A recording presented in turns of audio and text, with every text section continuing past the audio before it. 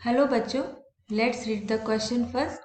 हमारा क्वेश्चन है answer the following question, state the Hardy Weinberg principal. हमें Hardy Weinberg का जो सिद्धांत है उसको बताना है।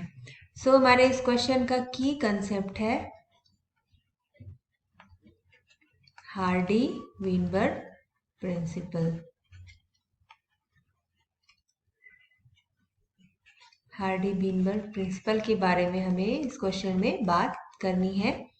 अब ये हार्डी विनबर्ग प्रिंसिपल क्या है? इट इज ये जो एक मैथमेटिकल इक्वेशन है जो कि एक्सप्लेन करता है occurrence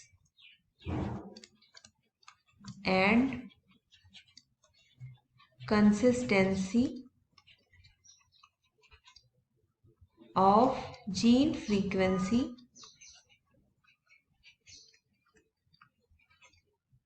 for a particular gene, for particular या फॉर अ स्पेसिफिक जीन की ये अकरेंस और जीन फ्रीक्वेंसी के बारे में बात करता है। और इस प्रिंसिपल कहता है इसके अकॉर्डिंग, हार्डी विनबर्ग प्रिंसिपल के according,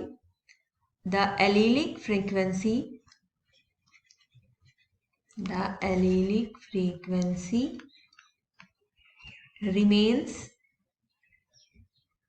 constant through the generations and gene pool remain constant। यानी कि जनरेशन्स में, कई विभिन्न जनरेशन में एलिलिक फ्रीक्वेंसी और जीन पूल जो है वो कांस्टेंट रहता है। इस प्रोसेस को हम जेनेटिक इक्विलिब्रियम भी कहते हैं। अब हम इसके हार्डी विनबर्ग लॉ के इक्वेशन की बात करें तो हम let us assume that frequency for allele X in a population is A, in a population is small a, and frequency of allele that of X is B। यानी कि small x की जो frequency है in a population is B।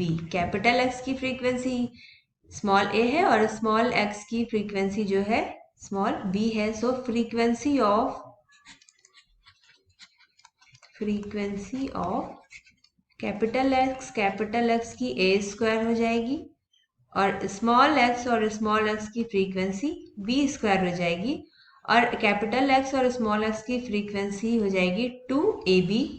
So equation हमारी हो जाएगी a square plus b square plus 2ab is equal to 1, या फिर a प्लस b का whole square is equal to 1।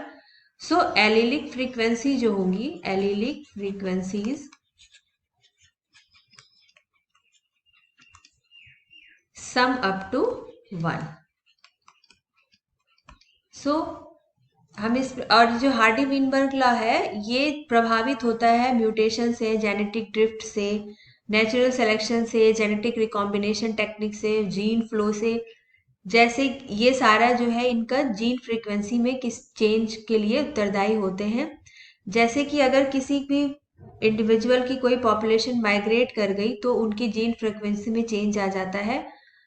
सो ये सारे फैक्टर्स जो हैं वो किसी भी जीन फ्रीक्वेंसी या जीन पूल को प्रभावित करते हैं। तो I hope you understood the question very well. Thank you very much. Best of luck.